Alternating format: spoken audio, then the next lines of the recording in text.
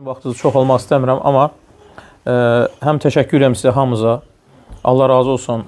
Həm bu məscidi tikilişində, sonra da bunun bu günə qədər bu cür davam eləməsində iştirak edənlər. Hərçənd ki, çox da gəlib gedə bilməsək də, amma buranın faydası doğrudan da cəmaata çoxdur. İstərsə Ramazanda olsun, istərsə qeyri-Ramazanda olsun.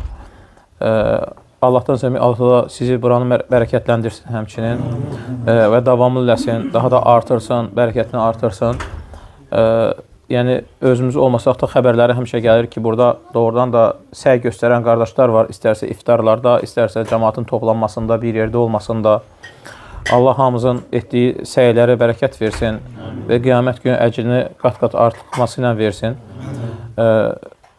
Doğrudan da böyük əməkdir, böyük işdir, kiçik iş deyil. Yəni, həm bunun təşkili, həm qorunması, saxlanması, adilə bu məclisin özünün belə təşkil olunması və bunların hamısı həm gözəl əməldir, yəni əcr savab baxımından, etdiyin əməlin əcri savabı olaraq, həm gözəl əməldir İslam qardaşlığının qorunması üçün.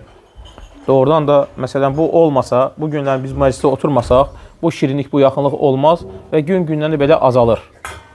Yəni, ona görə bu cür məclislərin və yaxud ümumiyyətlə topluluqların düzəldilməsi əvvəllər daha çox idi.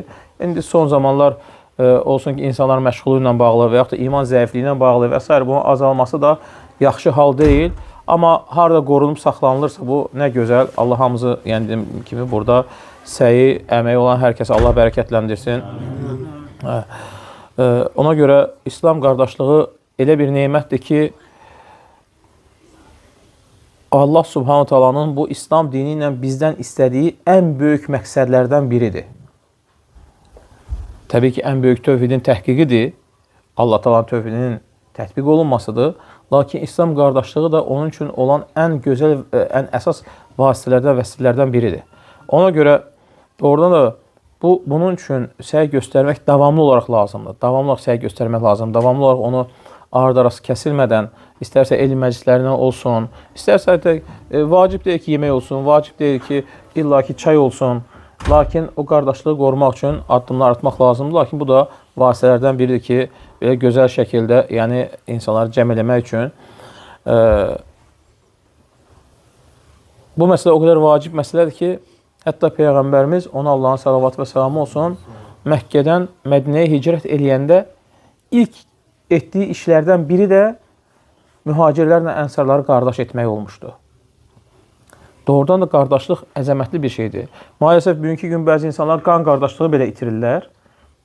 Görərsən ki, bacı qardaş küslü, iki qardaş küslü, aylarla, illərlə və yaxud da bir-birinin haqqını lazımı verməklə.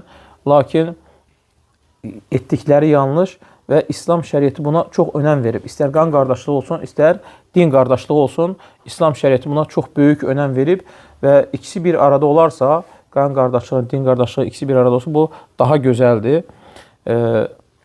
Həm yəni qohumluq haqları ilə, həm də İslam haqları üstə gəlmiş olar bu arada. Ona görə bunu doğrudan da artırmaq lazımdır. Həm də çox artırmaq lazımdır ki, bu nemət əldən çıxmasın, əldən getməsin.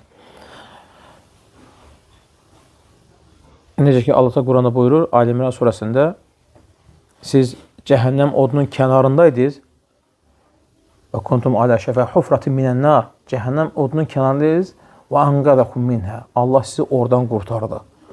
Allah Teala, yəni uçurumdan, yəni cəhənnəmin uçurumdan insanları geri qaytardı və Allah Teala qardaş etdi müsəlmanları. Və bu qardaşlığın səbəbi ilə də İslam daha geniş yayıldı, daha çox yayıldı, daha da möhkəmləndi. Hətta İslam qardaşlığına görə qan qardaşlığı geridə qalır bəzi məsələlərdə. Əgər Allahın tövhidinə, Allahın dininə qarşı çıxılarsa, təbii ki, qan qardaşlığının öz yeri var, öz, belə deyək, hökmləri var. Hətta qan qardaşı qeyri-müsəlman olsa belə onun haqları var sənin üzərində. Lakin Allahın dininə qarşı çıxılmazsa, yəni o halda, lakin Allahın dininə qarşı döyüşlərsə, ona qarşı çıxılarsa, hökm dəyişə bilir.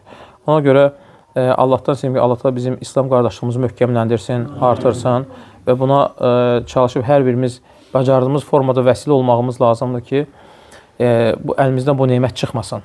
Bu Allahın bizə bəxş etdiyi çox böyük nemətdir. Baxsaz məsələn Allah üçün insanların bir-birinə bir şey etməyi hardan gəlir kökü? Məsələn, əl tutmaq, məsələn, adi fitrə zəkatı, az öncə danışırıq, fitrə zəkatından bir qardaşın, bir müsəlmanın ailəsinə sevinç qatmaq. Başqa birisi bunu eləyir, yox, eləmir. Çox nadir, çox təsadüfdir, eləyənlər də ancaq reklam məqsədi ilə arxasında hansısa bir əksəriyyəti, hamısı olmasa, əksəriyyəti arxasında hansısa bir məqsədlər güdməklə ki, o etdiyilə nəsə başqa bir şey əldə etmək üçün, özünü reklam etməklə və s. Amma müsəlman birisi bunu eləyəndə gizlin eləyir, Allah üçün eləyir. Təkcə fitrə deyil və yaxud da sədaqələr olsun, yardımlar olsun və yaxud da bir ehtiyacı olan yardıma qaçmaq olsun. Yəni, əslində çox şey saymaq olar, sadalamaq olar bu mövzuda ki, bu Allahın doğrudan da bizim üçün verdiyi ən gözəl nemətlərdən biridir. Ən önəmli nemətlərdən biridir ki, Allah razı olsun sizdən ki, siz də bunu çalışırsınız yaşatmağa.